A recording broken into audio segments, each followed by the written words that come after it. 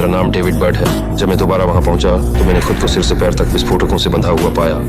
मेरा अंगूठा एक डेटोनेटर से कसकर बंधा हुआ था। अगर मैं एक सेकंड के लिए भी उसे छोड़ देता तो बम तुरंत फट जाते। मैंने खुद ही उन्हें निष्क्रिय करने की कोशिश की, लेकिन यह उपकरण इतना जटिल था कि मुझे समझ ही नहीं आया कि कहां से शुरू करूं। कोई और रास्ता न होने पर मैंने खुद को एक चादर में लपेटा और लड़खड़ाते हुए सड़क पर आ गया। उम्मीद थी कि कोई पुलिस को बुला लेगा, लेकिन जब स्वॉट टीम आई और मुझे विस्फोटकों से ढका देखा तो मैं उनकी आंखों से समझा क्या सोच रहे थे।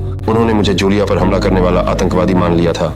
बचाने का कोई तरीका नहीं था। मैं जटिल जाल में फंस चुका था। विकल्प न होने पर मैंने अधिकारी के निर्देशों का पालन किया। घूमकर उस निर्दिष्ट निकासी क्षेत्र की ओर बढ़ने लगा जिसकी ओर उन्होंने इशारा किया था। जब मैं खाली मैदान पहुंचा तो मैंने वो रेडियो उठाया जो पुलिस ने मेरे लिए जमीन पर छोड़ा था। सबको समझाने के लिए मैंने बताया कि मुझे फंसाया गया है। मैंने उन्हें ये बात अभी थोड़ी देर पहले ही बताई थी। मैंने आत्महत्या करने की कोशिश की पर सफल नहीं हो पाया।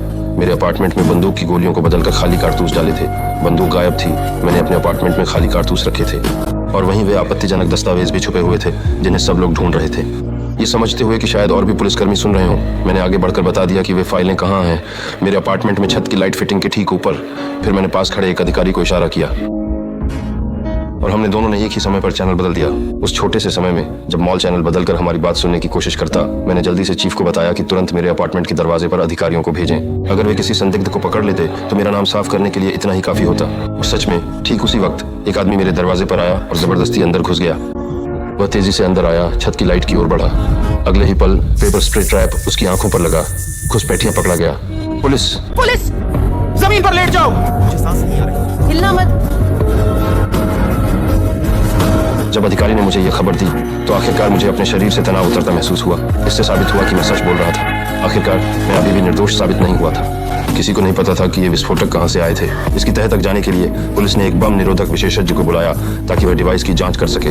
लेकिन आतंकवाद विरोधी निदेशक ने अचानक 50 मीटर पीछे हटने का आदेश दिया, जो स्नाइपर शॉट की तैयारी थी। मेरी पत्नी इस नाजुक मौके पर अचानक मुड़ी और बिना हिचकिचाहट सीधे पुलिस लाइन पार करती दौड़ी।